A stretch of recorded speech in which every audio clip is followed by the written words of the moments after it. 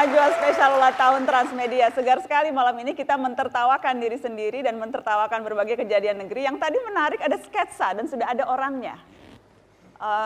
Ada Teh Rina, Iya. ada Kang Denny. Ya. Apakah menyadari bahwa sketsa tadi itu mirip-mirip dengan yang terjadi di negeri saya ya? Politik kekerabatan. Itu biasa terjadi di negeri ini. Kok ngikut-ngikut ya? Iya, karena kan politik dinasti itu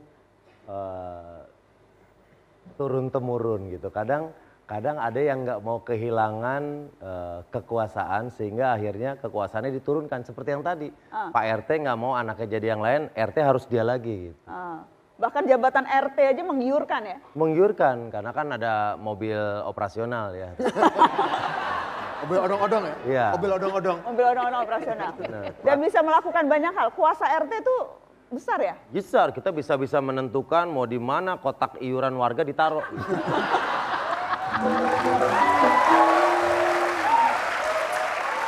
Jadi wajar kalau itu diperebutkan ya Teh Rina, wajar. Kekuasaan sekecil apapun kalau sudah ada di tangan, kalau bisa jangan keluar, kalau bisa diteruskan ke anak cucu.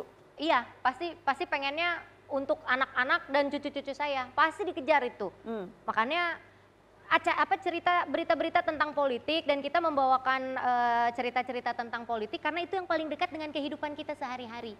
Karena di kehidupan sehari-hari jadi politik itu bukan hanya ada di misalnya kita kalau lihat tuh di pemerintahan aja, enggak di kehidupan sehari-hari juga kita semua berpolitik. Jadi apa yang kita bawakan tadi itu ya sama berada di lingkungan politik juga seperti itu. Iya, gitu ya. Iya. Kok sama dengan pemikirannya Bang Rocky Gerung ya?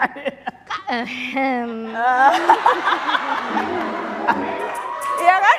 Bener nggak Bang Rocky? Kalau saya nggak salah Bang Rocky pernah bilang gitu. Ini saling mengagumi atau gimana nih? Habis DM-an. Begitu. Ya, atau Saya bisa DM jangan-jangan tadi. Rina ini adalah Rocky Gerung dalam bentuk wanita. Kalau saya nggak salah ingat kan Rina ini jago main peran kan.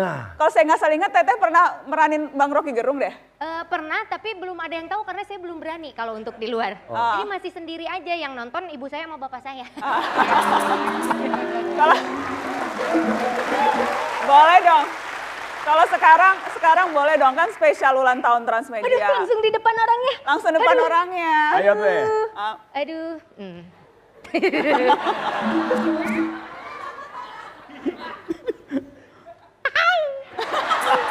Gimana ya? Iya, agak langsung berubah drastis gitu ya. Oke. Sebentar dulu, Bang Rocky Gerung itu seperti apa sih? Dalam pandangan Rina, Rocky Gerung itu seperti apa? Ini nggak tahu pikirannya itu kayaknya Google ada di dia deh semuanya. Ada satu kata yang selalu dia keluarkan. Tahu dong kata itu? Kalau ngomongnya saya begini. Boleh di close up?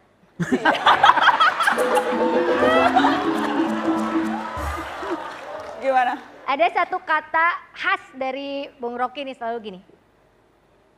Itu dungu menurut saya.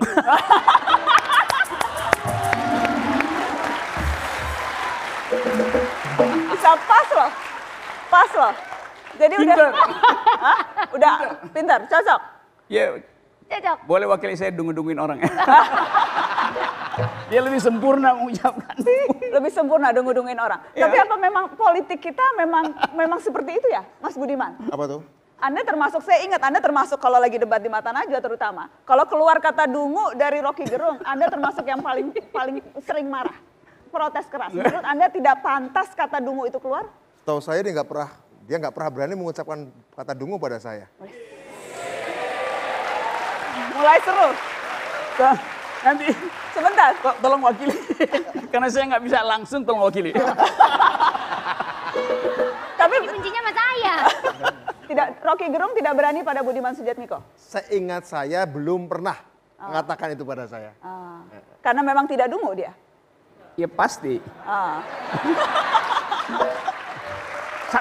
Minimal. Aduh, maju, Mbak. Iya. Minimal sampai segmen ini saya belum ucapin itu. Tapi bahwa kata itu sering terucap, itu memang Anda merasa banyak hal di negeri ini yang pantas direpresentasikan lewat kata itu, lewat kata dungu. Sebetulnya kata itu kata yang paling efisien, gak usah panjang lebar nerangin sesuatu kan. Kan kalau saya bilang kamu tidak bisa memanfaatkan sesuatu yang paling mulia pada manusia yang diberikan oleh Tuhan semesta alam. Kan panjang kalau ngetit kan, mending dungu aja tuh. Dan itu, Mas Budiman? Ada banyak hal yang memang bisa disimplifikasi dengan kata dungu kalau kita bicara Kalau saya, politik tapi negeri ini. saya jarang sih ngomong itu saya nggak pernah ngomong itu kalau di TV ya. Kalau di Twitter, kadang-kadang di Twitter saya nggak pakai kata dungu, kadang-kadang saya bebal. Karena bebal itu bukan sekedar ketidaktahuan, tapi sebuah sikap. Kalau dungu itu keterpaksaan biasanya. Keterpaksaan yang oleh Rocky dicapkan gitu kan. Kalau saya bebal itu bukan cuma keterpaksaan, tapi kadang-kadang sebuah sikap. Dan karena saya lihat ekspresi orang ketika di ruang publik, di Twitter atau di media sosial atau apapun, menunjukkan bodoh. Saya tahu banyak orang pinter, tapi kemudian dia mengambil sikap yang bodoh. Bukan dia bodoh, dia bebal saja. Bebal. Bebal adalah sebuah kebodohan yang dijadikan modal politik untuk ngeyel. Karena mungkin orang itu percaya bahwa sekumpulan orang bebal dalam jumlah banyak bisa mengubah sejarah.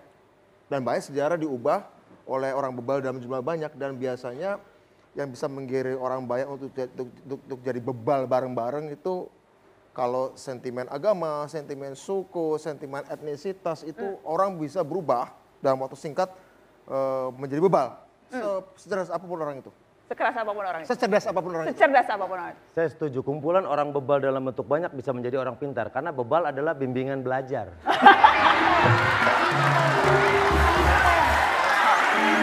kita bimbingan belajar. Beda. Bebal. Bimbingan belajar. Oh. Gitu ya. Kalau ada tidak kata favorit Kang Denny untuk menggambarkan sesuatu? Kalau ini kan sudah identik dengan kata tadi, ini bebal. Kalau Kang Denny, apa yang identik? Kata yang bisa saya ucapkan? Ya. Ya kalau aku sayang sama kamu. Masih loh, masih.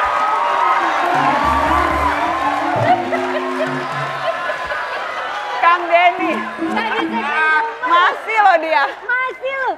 Itu ketika di Opera Van Java, di mata Najwa nggak ada yang berani gombalin tuan rumahnya. Nggak ada. Karenanya saya ingin lempar ke pengamat politik negeri Jenaka. Kita kasih tepuk tangan ke Mas Abdur, kita kasih tepuk tangan ke Mas Abdur Arsyad. Jadi lebih lucu mana sesungguhnya di negeri ini? Politisi atau komedian? Menurut saya Mbak Nana ya. Ini kita tampil di mata Najwa, jadi tolong etikanya ya. Cakep. Cakep. Ya, baik. Menurut pandangan saya, politik negerinya Mbak Nana ini tidak jauh beda dengan politik di negeri Opera Van Java. Di Opera Van Java juga ada politik dinasti begitu. Keluarganya disuruh untuk ikut pilkada. Bahkan di tempat kami itu tidak hanya keluarga disuruh ikut pilkada, itu menurut kami bebas. Itu karena kami sangat menghargai demokrasi. Kadang bahkan tidak hanya ikut pilkada, dia boleh ikut keluarga lain juga boleh. Boleh. Bebas, sangat demokrasi. Kemudian masalah wacana kami juga punya seperti di negerinya Mbak Nana itu kan ada wacana pilkada tidak lagi dipilih langsung oleh rakyat. Betul, ada usulan untuk itu. Jadi dikembalikan ke DPRD. Nah, di sama di negeri Opera Van Java juga begitu. Tapi kami itu tidak hanya wacana untuk tidak lagi dipilih langsung oleh rakyat, tapi kami itu mewacanakan untuk dipilih langsung oleh Tuhan. Ya. Begitu.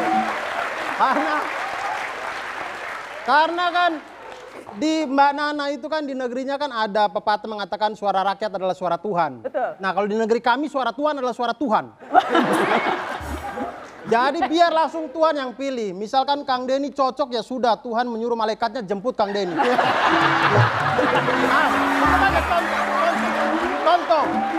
Contoh Kang Denny, mohon maaf.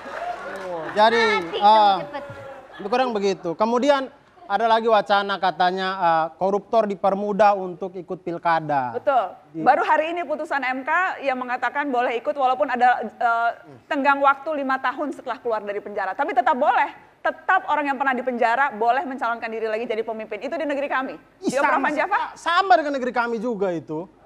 Kayaknya hakimnya sama mungkin ya. Hakimnya sama kan. Di negeri kami juga sama itu. Jadi koruptor itu boleh mencalonkan lagi jadi pilkada dan kami rasa itu malah bagus gitu.